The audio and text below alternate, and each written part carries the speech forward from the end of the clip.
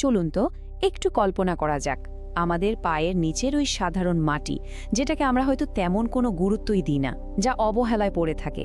কি আশ্চর্য, তাই না? সেই অতি সাধারণ তুচ্ছ মাটি থেকে আল্লাহ সুবহানাহু ওয়া তাআলা সৃষ্টি করলেন এই মহাবিশ্বের সবচেয়ে সম্মানিত, সবচেয়ে আলোচিত এক সৃষ্টিকে, মানুষ, মানে আমাদের। এটা আসলেই এক অবিশ্বাস্য বিরোধাভাস। আর এখানেই কিন্তু আজকের আলোচনার মূল প্রশ্নটা।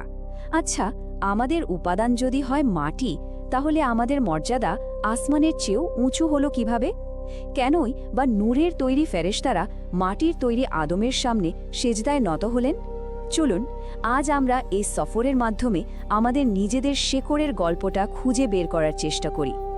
গল্পের শুরুটা কিন্তু এই পৃথিবীতে না, বরং আসমানে এক মহাবিস্ময়কর ঘোষণার মধ্যে দিয়ে।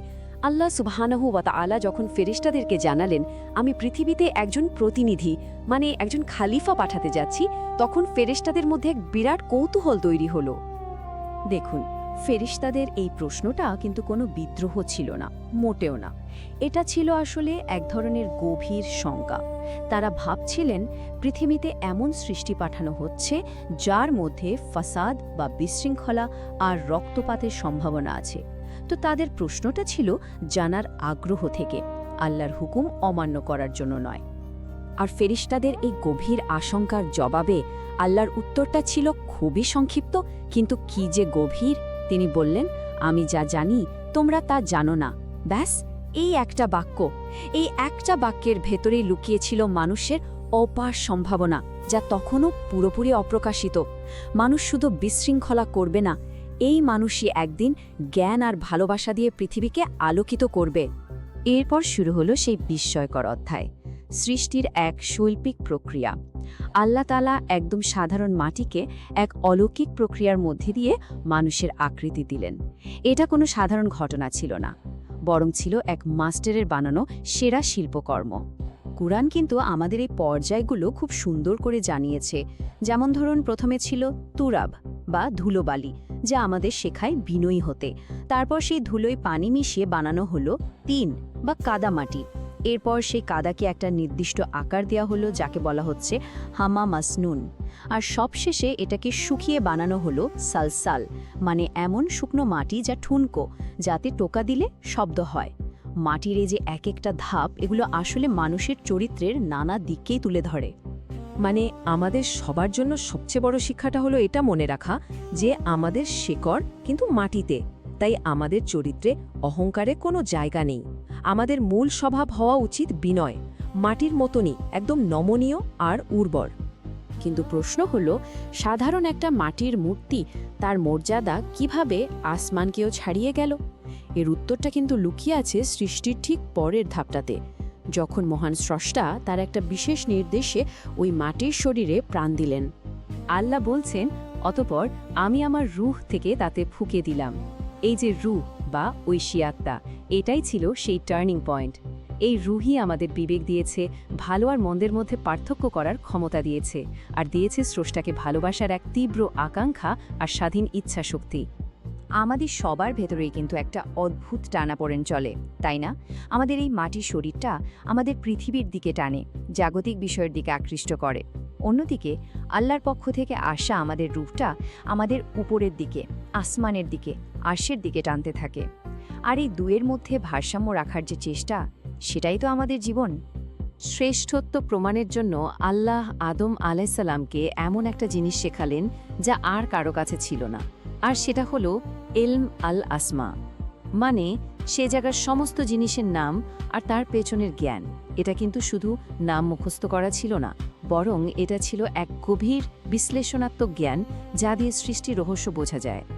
এই ব্যাপারটা খুব ভালো করে বোঝা দরকার।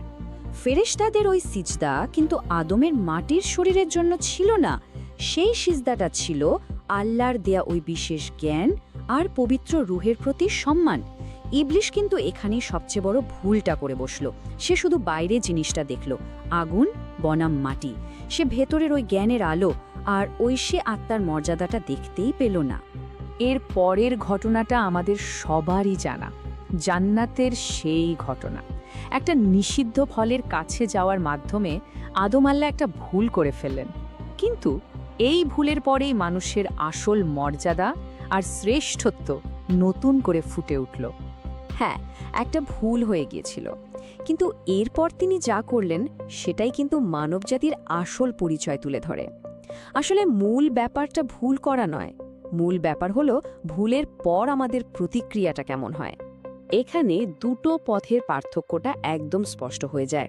ইবলিশ ভুল করে অহংকার করল আর নিজের ভুলের উপর জেদ ধরে রইল। অন্যদিকে আদম আলাইসাল্লাম ভুল করে অনুতপ্ত হলেন, লজ্জিত হলেন, কাঁদলেন এবং আল্লাহর দিকে ফিরে আসলেন। এই যে ফিরে আসা, এটাই হলো মানবতা। আদমের সেই আকুতি, রব্বানা জালামনা আনফুসানা, হে আমাদের রব, আমরা তো নিজেদের ওপর জুলুম করে ফেলেছি। এটা কোনো সাধারণ কথা না, এটাই হলো ইনসানিয়াত।